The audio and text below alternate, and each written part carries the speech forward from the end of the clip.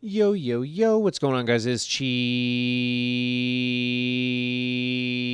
and Trees here, and welcome back to another video. In this video, I have 10 tips and tricks to get you the absolute best start in Schedule 1.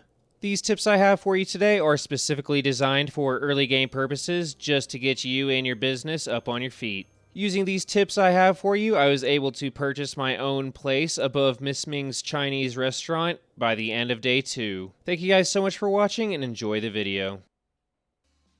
The first tip I'm going to have for you in this video is to skip the prologue. This tip does come down to personal preference, but if you are trying to be as efficient as possible, the prologue does not offer you any experience at all. It only teaches you the basics of how to play the game, so if you already know how to play and you know the story or don't care about the story at all, you might as well just skip the prologue. The next tip I have for you guys is the most important tip of the entire video, and I would save it for last, but it is the first thing you're going to do in your entire playthrough, and that is sit and chillax. When you sit and chillax in the RV, you can wait for your plants to grow, and you can harvest them.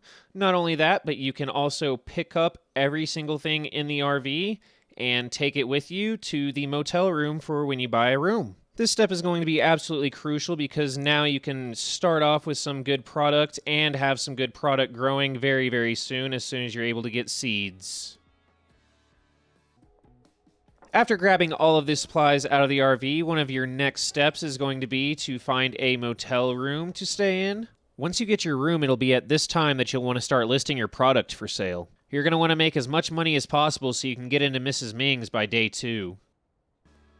Now that you're settled in your motel room and your product's listed, it's time to go get some supplies. You're going to want to get all your supplies at once so you don't have to keep running back and forth. In your very first supply run, you're going to want to grab at least 2 soils, a trash grabber, some baggies, probably about 20 to 40, some trash bags, some trimmers if you need them, and a watering can if you need them. You may have grabbed the trimmers and or the watering can from the RV, but I don't think you're able to carry every single item out of the RV. You might have had to get rid of 1 or 2 items. You'll also need a grow tent and a packing station, but those are items you definitely should have kept from the RV in the first place. Just make sure you have all of these items before you head home. After grabbing all your supplies and filling up your pots with soil, your next step is going to be getting some seeds. You don't have to pay for your seeds right away, so my next tip to you is to stock up on seeds. You can start off by ordering 10 seeds at a time, and I would recommend doing the max. I started off ordering 4 when I started playing, and I am still ordering seeds every day now. You're going to want to grab as many as you can so you can stay stocked up, and then you can pay off your debt later. The next tip I'm going to have for you guys is to plant your seeds as soon as possible. It is going to take Albert a little bit of time to get your dead drop ready, but as soon as he gets it ready, you're going to want to go over there and grab those seeds and plant them as soon as possible. You always want to plant more seeds as soon as you harvest your product because you never want to run out of supply.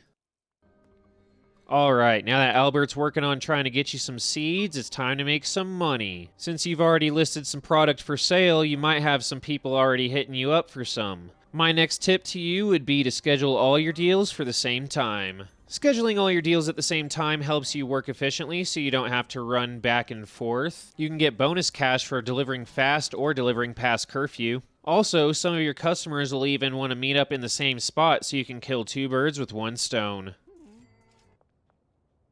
Since it's your first day in town, you may not have a lot of customers, so my next tip to you is start knocking on some doors. If you didn't know, you can knock on some doors and see if people are home, or just catch people walking around and ask them if they want to try a free sample.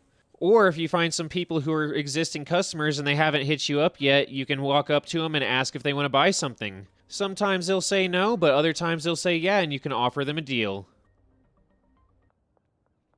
The next tip I have for you guys is probably pretty obvious, but it is to pick up some trash. Anytime you're running from point A to point B, take out your handy dandy trash grabber that I told you to pick up from the store and start picking up some trash. The most valuable items you're going to find are bottles for $3 and cans for $2, so start picking those up once you see those. And once your little trash bin is full, head over to a cash for trash bin and get some cash for your trash. It may not seem like much, but you can run around grabbing $20 to $30 per bin when you grab the bottles and cans. And maybe you can possibly even grab enough trash to get yourself a home.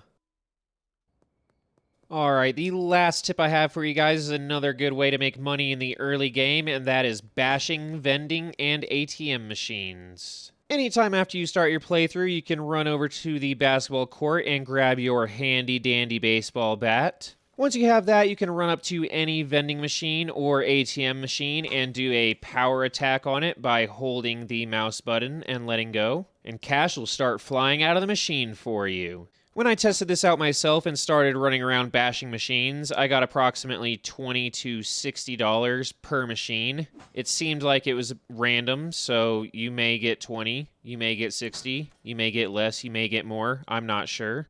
But nevertheless, you can get some money by bashing these machines. You will want to be careful with which machines you bash, particularly the ATM machines, because they will be inoperable for about 3 days or so.